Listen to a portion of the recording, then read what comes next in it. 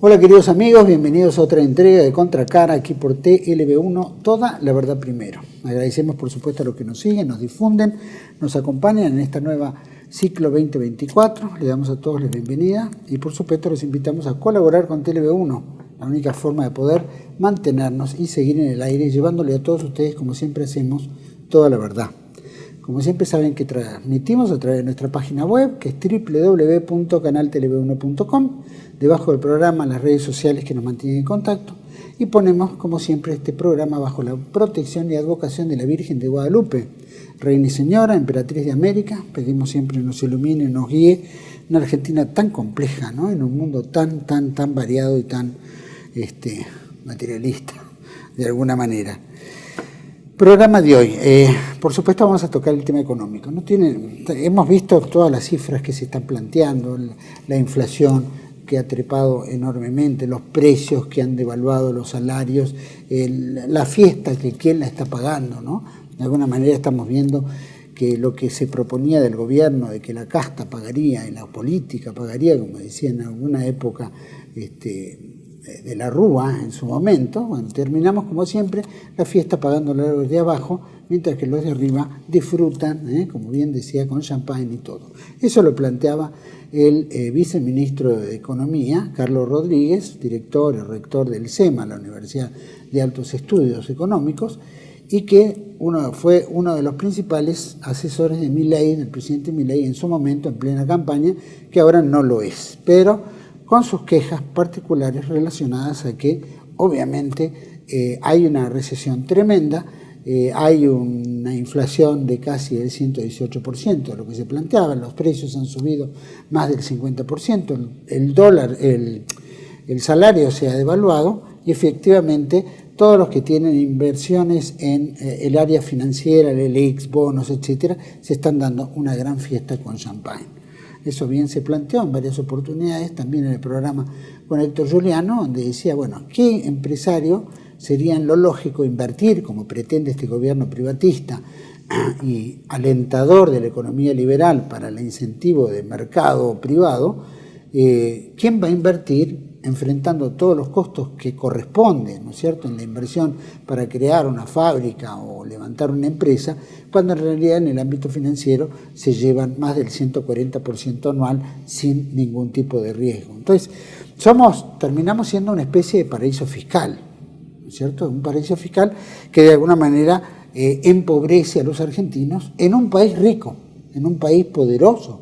Sin embargo, es un país en el cual el pueblo, según los índices de la Universidad Católica recientemente publicados, que es alrededor del 60% de pobreza que va a ser ahora en el periodo enero-febrero de este año. Así que el drama en un país rico, con un 60% de población pobre y frente a todas las circunstancias que estamos viviendo, puede incentivar, como bien dice la Universidad Católica, un estallido social. ¿Es probable? Es probable. Todos estos temas los vamos a tocar en un popurrí de preguntas y de inquietudes que tenemos con un gran amigo que es, aparte de abogado, graduado en la UBA por supuesto, economista, graduado en la Universidad de San Andrés, contador público y administrador de empresas. Actualmente es profesor en la UBA de macroeconomía y tiene un programa en Radio Sónica que se llama Diálogo Nacional. Para mí es un gusto compartir el programa con el doctor Luis Alberto Rey. ¿Qué tal? ¿Cómo estás? Muchas gracias por la invitación, Juan Manuel, y un gran abrazo a la audiencia de Contracara y TLB1. Gracias a vos y espero, doctor, ha sido invitado a tener un programa aquí en TLB1 que va a llevar el nombre de Panorama Económico, seguramente económico-financiero, ¿no? Así que esperamos comenzar en marzo, si Dios quiere. Ojalá así sea. Mira, Luis, recién había hecho medio una presentación medio informal, ¿no? Pero estamos en una época muy complicada, la inflación ya ha devorado prácticamente el salario, los salarios son bajos, según Carlos Rodríguez, la fiesta la están pagando los de abajo, los de arriba están tomando champán, como bien dice, y efectivamente estamos viendo una recesión tremenda, ¿no es cierto?, a nivel total, ¿no es cierto? Todavía no llegaron las cuentas en el mes de febrero, marzo, que van a ser bastante contundentes, y vemos recortes en todo aspecto de lo que se pueda uno imaginar.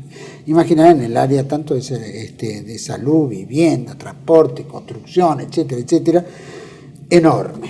Sí, prometen que en marzo habrá un aumento del 30% en las jubilaciones, de los cuales ya sabemos son paupérrimas, y que un 30% no resuelve el problema.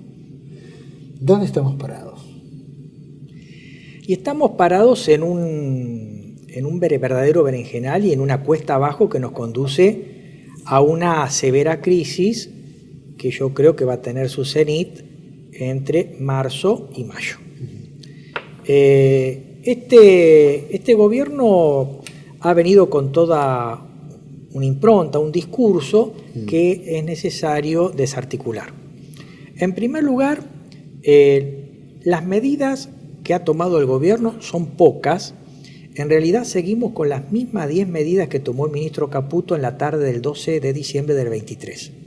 Y seguimos con lo mismo, a lo que hay que agregar un decreto de dudosa constitucionalidad y todavía no sabemos con qué validez, si va a ser validado por el Congreso o no, que es el decreto de necesidad de urgencia 70/23, una ley ómnibus que fue retirada ante la falta de consenso por el mismo oficialismo y que actualmente está siendo transformada de ómnibus a fititos, o sea, va a tratar de legislarse sobre pequeños institutos que le interesa al gobierno, y una economía que está verdaderamente estancada en un modelo rentístico financiero especulativo sobre la base de carry trade, y que en estos momentos estamos en una especie de parate y una gran indecisión. Por ejemplo, el gobierno habla de medidas económicas fundantes y que tienden a generar un cambio de paradigmas, y en realidad no vemos que esto sea así. Lo que tenemos por miras es que este gobierno es un verdadero continuismo de la gestión económica del ministro Guzmán y del ministro Massa durante la administración de Alberto Fernández, en donde básicamente lo que se trata de hacer es bajar el gasto público a través de un anclaje del mismo, aprovechando altas tasas de inflación, se lo hace caer en términos reales. Y esto es lo que observamos, que estamos ante la presencia de una gran pulverización de ingresos salariales, jubilaciones, pensiones y obviamente transferencias a los sectores de más bajas rentas. Eso es lo que genera una gran caída de la demanda y una recesión muy aguda.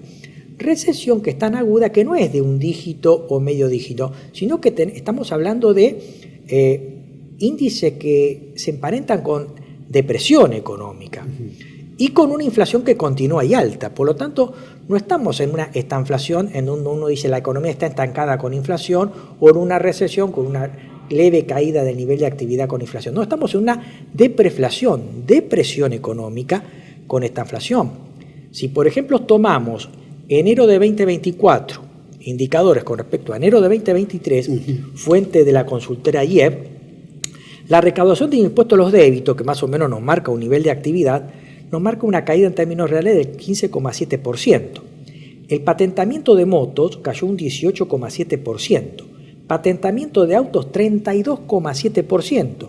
Despacho de cemento cayó un 20%. Venta minoristas de pymes 28,5%. Producción de autos cayó un 16,7%.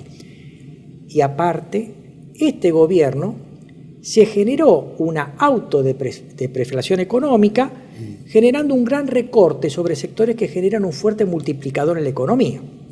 Por ejemplo, en el sector de la construcción, lo que ha generado una gran recesión que hace que la inflación no esté cayendo, como también dice el gobierno, sino lo que está ocurriendo es una desaceleración del crecimiento de los precios. Diciembre ha parecido un 25%, este mes que ha pasado un 20%, se proyecta un 18%, un 15%, pero en realidad la inflación sigue. Y hay otro tema que es más grave. Cuando devalúa el gobierno en diciembre a 800, establece un anclaje monetario del 2% mensual por un mecanismo que se llama Crawling Peg, o sea, pequeñas devaluaciones que terminan llegando a ese 2% anual, que ante una gran inflación imperante terminan retrasando el tipo de cambio. Eso se puede ver hoy en día en los mercados. El tipo de cambio oficial está en 855, pero toda la franja de MEP contado con liquidación y Blue están en 1100 o un poco más. Entonces lo que observamos es un brutal retraso cambiario, que lo que va a ocurrir es que esta inflación, que aparentemente se está desacelerando, va a generar un gran fogonazo cambiario, calculo yo que entre abril y mayo, porque los granos hay que liquidarlos y no se van a liquidar con un dólar de 8.55. El sector agropecuario y aceitero va a querer un dólar más alto. Aparte que los precios internacionales también están cayendo, entonces seguramente el gobierno va a tener que hacer tripa corazón y va a tener que generar una devaluación muy importante, que entiendo yo podría estar en el orden del 50%, y que lo va a tener que hacer antes de que se liquide la cosecha gruesa. Vale decir, abril, marzo. Y obviamente tenemos algo más. Este sinceramiento de precios que el gobierno generó fue también a caballo de otro error de política económica de este gobierno, que es haber retirado las regulaciones del Estado tendiente a la regulación de los precios. Entonces los precios de los transables, sobre todo los alimenticios, quedaron dolarizados y hubo una inflación en dólares de estos productos. Esto se observa hoy en día si se compara una canasta de bienes alimenticios del país con una canasta de bienes alimenticios de Estados Unidos o de Europa. O sea, tenemos precios del primer mundo frente a ingresos reales licuados del tercer mundo. Es decir, tenemos ingresos salariales de 100, 150, 200 dólares. O sea, tenemos precios del primer mundo con salarios del tercer mundo. Si este gobierno pretendía alejarnos de Venezuela, nos está acercando a Venezuela. Y ahora viene lo peor. Lo peor es la clase media. La clase media no sufrió todavía el impacto del ajuste, porque la clase media, a partir de este mes, el que viene, marzo y abril, va a tener el sinceramiento de combustibles, tarifas, alquileres, prepagas, cuota médico-asistencial, cuota educativa, seguros, y si prospera la reforma tributaria que proyecta este gobierno, piensa grabarlos nuevamente por el impuesto a las ganancias.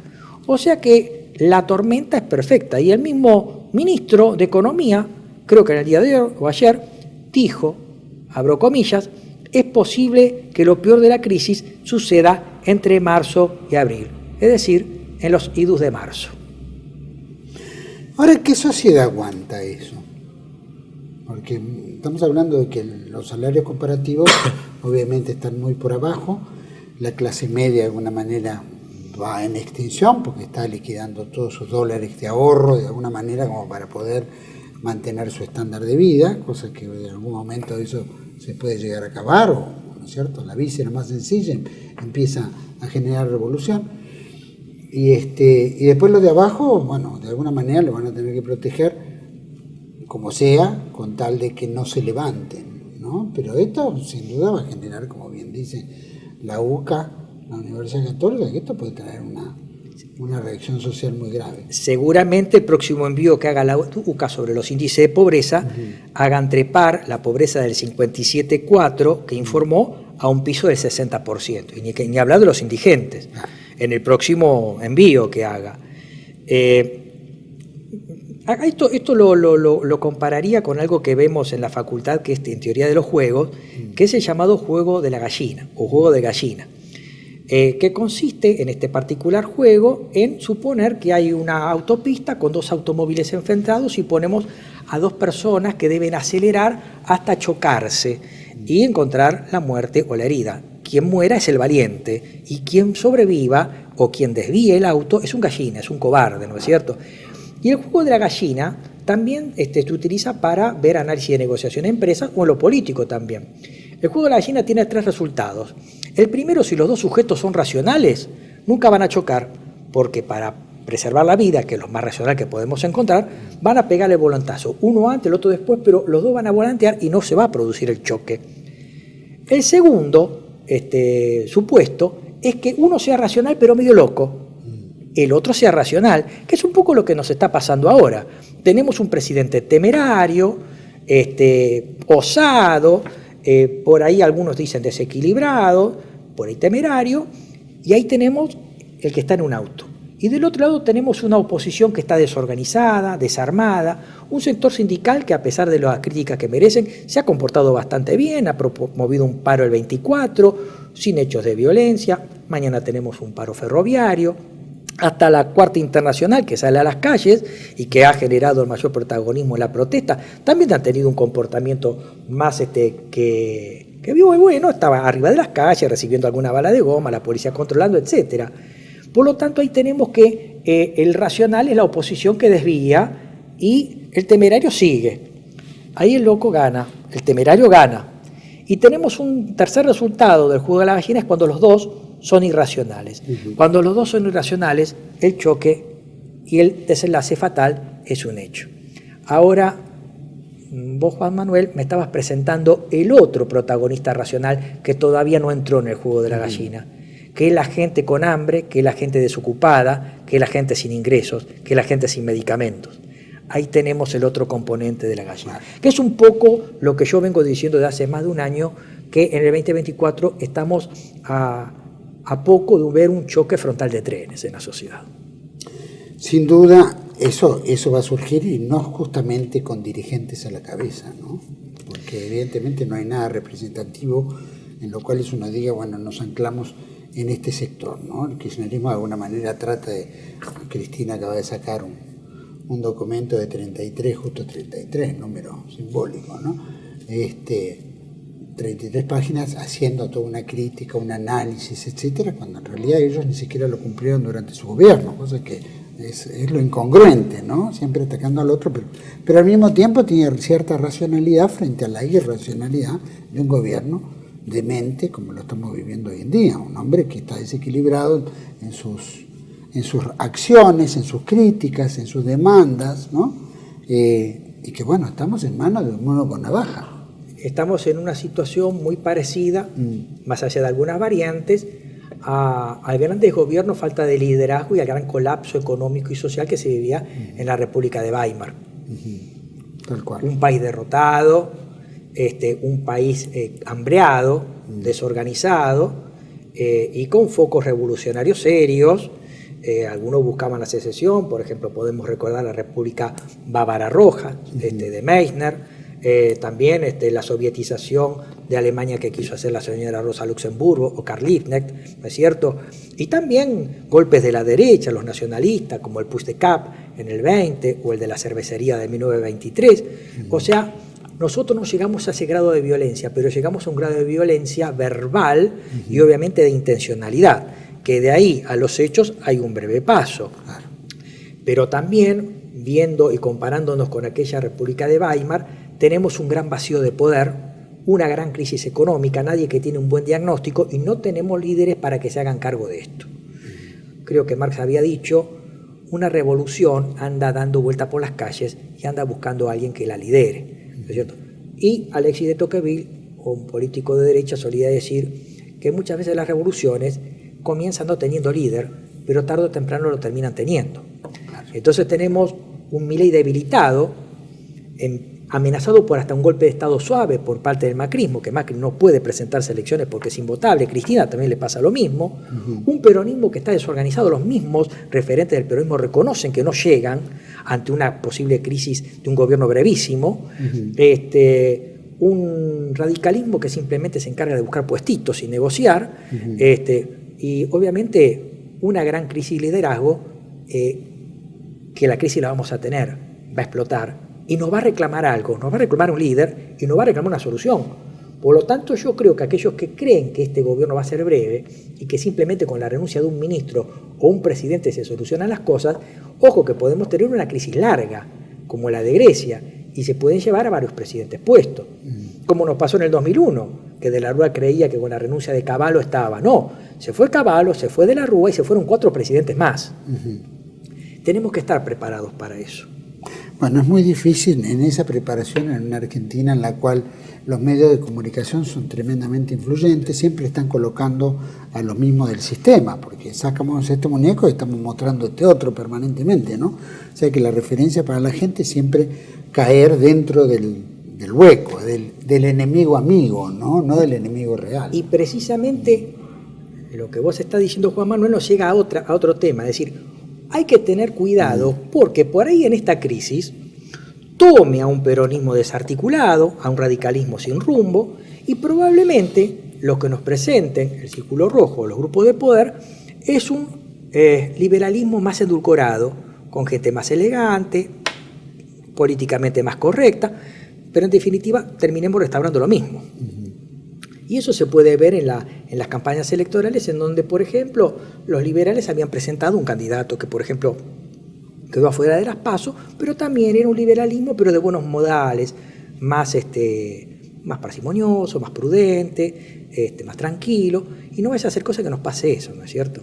Lo cual, la crisis desembocará en otra crisis. Sí, no. Porque en definitiva, el desafío que tenemos por delante como país es una grieta que en realidad, de un lado están los que buscan una renta financiera y de los recursos del suelo repartiendo franquicias del país, y del otro lado quienes pretendemos una economía desarrollada e industrial con valor agregado para el mercado externo e interno y que integre a toda la comunidad nacional. Ahí está el gran problema y ahí está el gran debate que tenemos por delante. Esa es la gran grieta que tenemos en el país de cara a nuestro futuro. Parece como que todo se inclinara hacia esa primera opción, ¿no es cierto? De no generar valor agregado. Tal vez porque, no sé, el mundo está produciendo, nosotros tenemos que ser consumidores de valor agregado y no productores de valor agregado.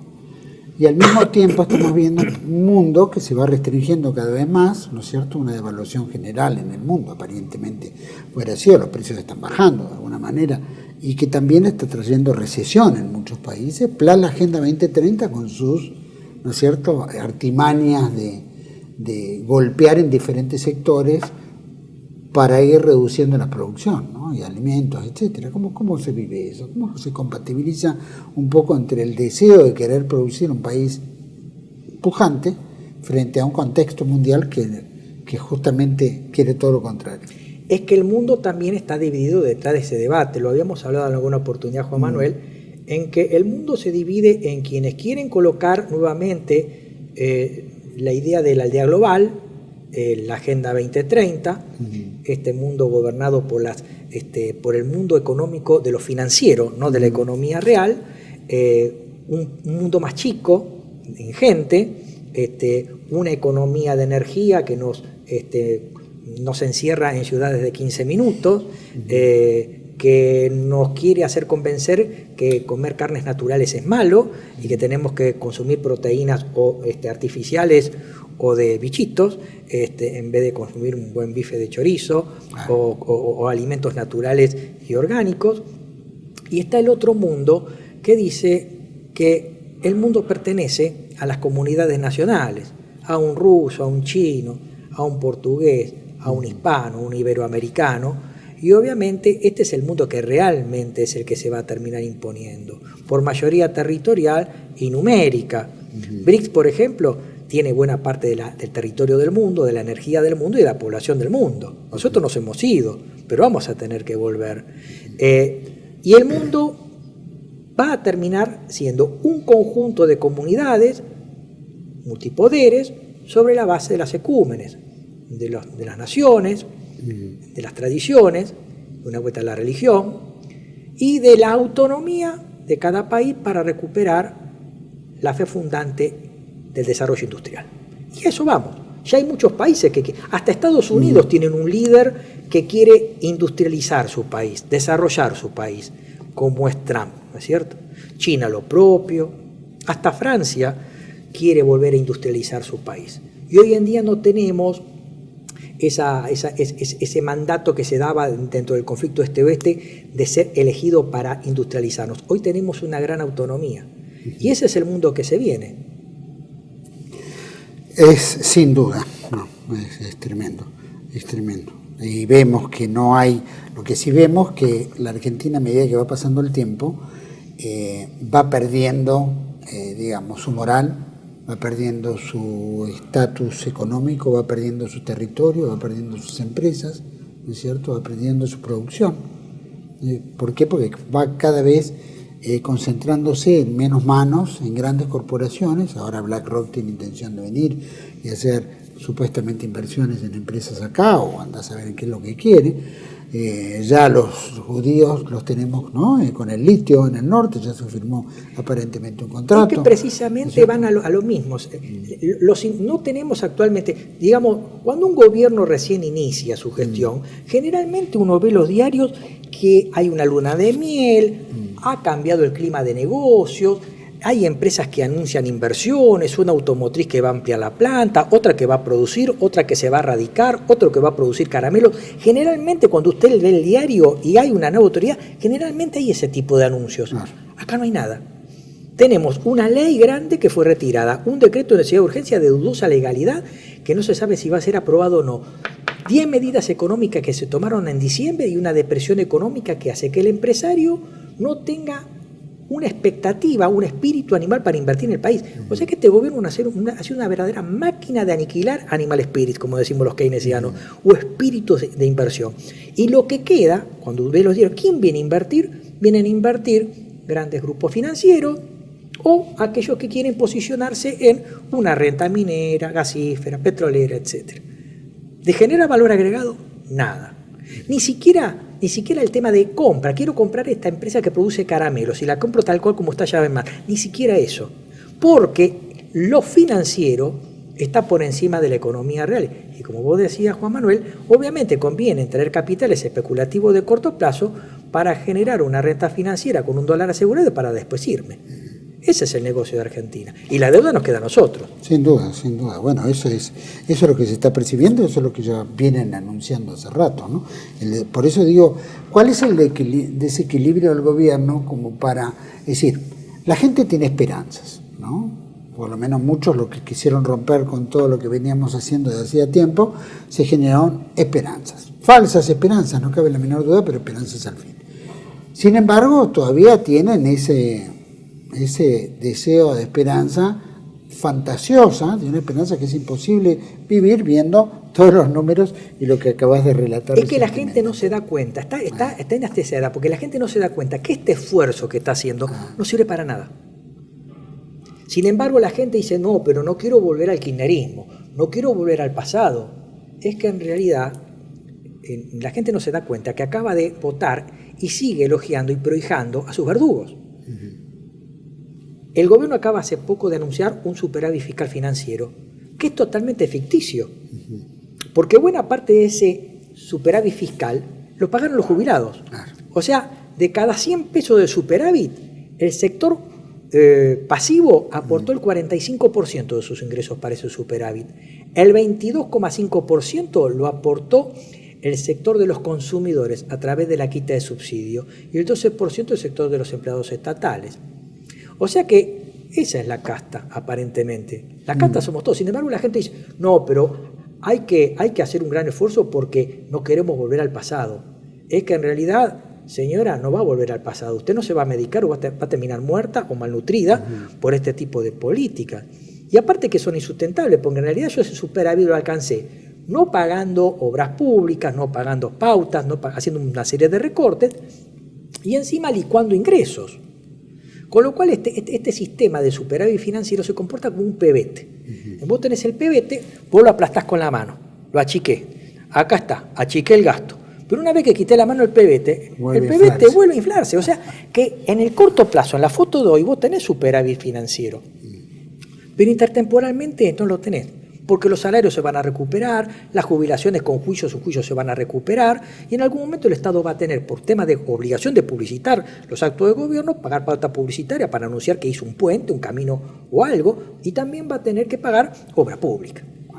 O sea, es un esfuerzo que cae en saco roto, es inútil.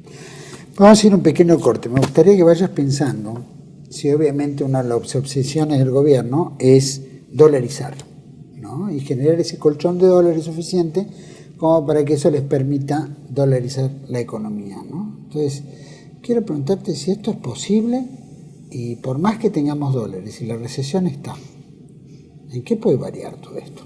Vamos a decir en cuanto volvemos con Luis Alberto Rey hablando un poquito de economía. Ya volvemos. TLV1 se complace en anunciar que estará transmitiendo en su canal TLV1 Clips valiosos programas emitidos antes de la censura sufrida. El lienzo prohibido, El revés del derecho, combates por nuestra historia, disenso, historias de Malvinas, entre otros que podrán encontrar en este enlace.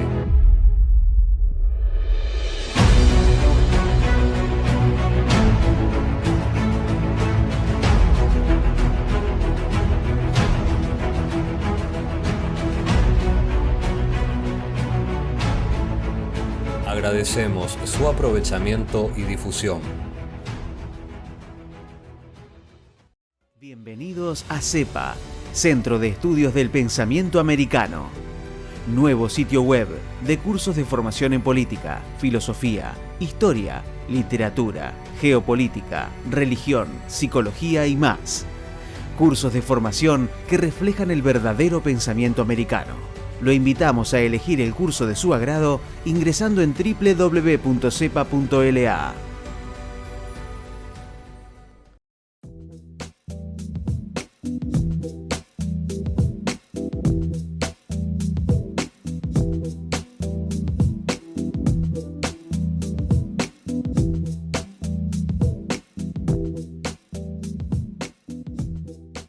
Decir siempre la verdad primero tiene un precio.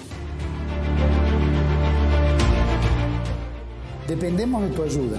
TLB1, toda la verdad primero.